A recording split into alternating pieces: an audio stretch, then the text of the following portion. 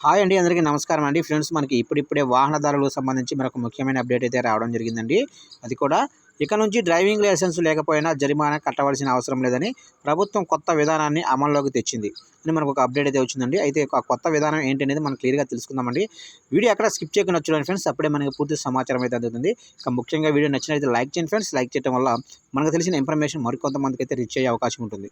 ఇక లేట్ చేయకుండా వివరాల్లోకి వెళ్ళిపోదాము. ఇక్కడైతే చూడండి ఫ్రెండ్స్, మనకు వచ్చిన అప్డేట్ ప్రకారంగా వాహనదారులు తమ డ్రైవింగ్ లైసెన్స్ మరియు రిజిస్ట్రేషన్ సర్టిఫికెట్ తరచుగా తీసుకువెళ్లడం మర్చిపోయే సవాలును తగ్గించే ప్రయత్నంలో కర్ణాటక ఫిబ్రవరి లేదా మార్చి 2024లో స్మార్ట్ కార్డు చొరవను ప్రారంభించనుంది.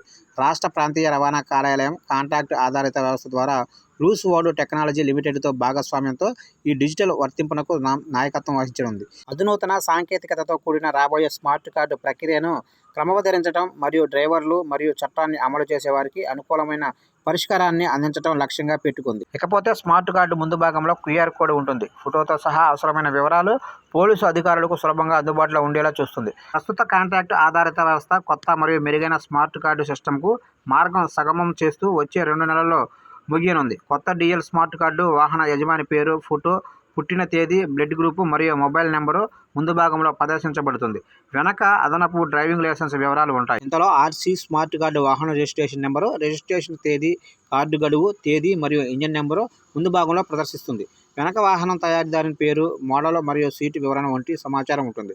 ముఖ్యంగా క్యూఆర్ కోడ్ను చేర్చడం సమగ్ర పరిష్కారాన్ని అందిస్తుంది. ఇకపోతే వివరణాత్మక సమాచార స్కానింగ్ ద్వారా మోసాన్ని నిరోధించడాన్ని అనుమతిస్తుంది. అయితే ఈ చొరవ సౌలభ్యాన్ని పెంచడమే కాకుండా మతిమరుపుకు వ్యతిరేకంగా నివారణ చర్యగా కూడా పనిచేస్తుంది. వ్యక్తులు తమ ఆర్సీ మరియు డిఎల్ని మర్చిపోయిన సందర్భాల్లో వారు మొబైల్ ఫోటో ద్వారా అవసరమైన సమాచారాన్ని పోలీసులకు సమర్పించవచ్చు. రాబోయే స్మార్ట్ కార్డు సిస్టమ్ కర్ణాటకలో డ్రైవింగ్ అనుభవాన్ని విప్లవాత్మకంగా మార్చడానికి సిద్ధంగా ఉంది. వాహనదారులు మరియు చట్టాన్ని అమలు చేసే వారికి సురక్షితమైన, సమర్థవంతమైన మరియు సాంకేతికంగా అధునాతన పరిష్కారాన్ని అందిస్తుంది.